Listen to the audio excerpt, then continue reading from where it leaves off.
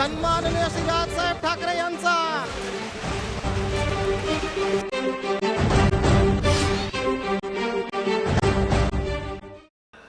ह्यांच्या हातात 20-20, 25-25 वर्ष, 30-30 वर्ष दिली या महानगरपालिका आणि काही नाही.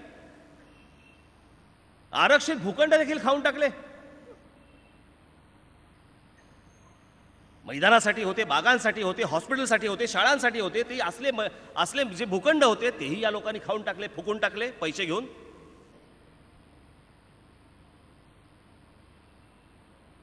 काहीतरी येऊन तुमच्या समोर आपल्या भावनेच्या आणि काहीतरी गोष्टी बोलायच्या. आता येतील काहीतरी भावना घेऊन, काहीतरी एक वेगळी परत. म्हणजे नुसते असल्या गोष्टींच्या यांना उभंही करू नका तुम्ही. मी आता ज्या प्रकारे मी काही गोष्टी करतो, मी आता डोंबिवलीमध्ये माझी कधी 28 तारखेला माझी परत सभा आहे. त्या सभेमध्ये मी तुम्हाला प्रेझेंटेशन देणार आहे. आपण म्हणतो ना मराठीमध्ये असतं ना, बाप दाखवतो तर श्राद्ध घाल. 3.5 वर्षामध्ये तिकडे काय काय केलंय आणि काय काय होतंय या संपूर्ण गोष्टींचं प्रेझेंटेशन तुम्हाला 28 तारखेला डोंबिवलीला आणि 29 तारखेला कल्याणला मी 2 ठिकाणी 2 सभांमध्ये देणार आहे. बस झाली भाषणं. आता जे केलंय ते तुमच्या समोर ठेवीन.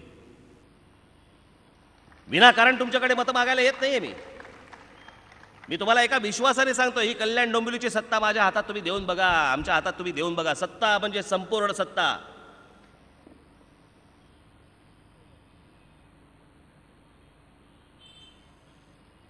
तुम्ही सत्ता हातात दिल्यानंतर जर समजा माझ्या हातून 5 वर्षामध्ये जर या कल्याण डोंबिवलीमध्ये काही घडलं नाही ना, मी परत कल्याण डोंबिवलीची महानगरपालिकेची कधी निवडणूक लढवणार नाही.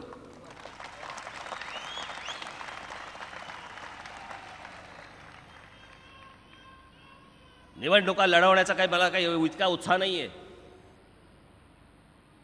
जर तुम्ही प्रेमाने हे समजा त्या गोष्टी माझ्या हातामध्ये दिल्या तर माझं कर्तव्य बनतं. आणि त्याचबरोबर माझ्या हा आवडीचा विषय. हे सगळे लोक, ह्या सगळे शिवसेना काय, भाजपा काय, सगळेजण परदेशी जाऊन येतात, परदेशी सगळ्या गोष्टी बघून येतात. मग तिकडे जे काही गोष्टी घडलेल्या आहेत त्या आमच्याकडे का नाही आहेत? आम्हाला सतत भीती वाटते, आमच्या पोराबाळांची भीती वाटते, आमच्या घरच्यांची भीती वाटते की हे सगळं सुरक्षित राहील की नाही. म्हणजे बाहेर गेलेत ते घरी येतील की नाही, आणि घरी आल्यावरती माझं घर राहील की नाही, की अनधिकृतपणाचा एक शिक्का मारलेला आहे, कधी घरातनं बाहेर काढतील. हे काय आयुष्य हो, हे काय आयुष्य आहे? वाट लावून ठेवली या सगळ्या शहरांची या लोकांनी. त्यांच्या हातामध्ये सतत त्या सत्ता द्यायच्या.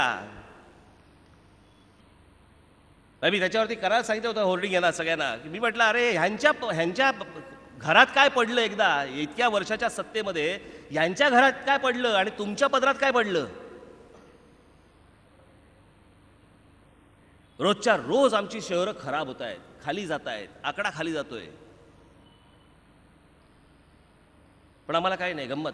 निवडणुका आल्या, आता येतील हे सगळे धनिक पक्ष आणि निवडणुकाच्या तोंडावरती पैसे फेकून मारतील. मग मंडळं असतात, त्यांना द्यायचे पैसे, त्यांना लावायचं कामाला. अरे पण ते तात्पुरतं झालं, त्याच्यानंतर 5 वर्ष काय? 5 वर्ष काही नाही. 5 वर्ष एक हात राहणार, हे सगळे गब्बर बनणार. परत 5 वर्षानंतर निधड्या छातीने तुमच्या समोर येणार आणि परत सांगणार आम्हाला मतदान द्या, आम्हाला मतदान करा, आमचे थोडे पैसे खायचे राहिलेत. सन्माननीय श्री राजसाहेब ठाकरे यांचा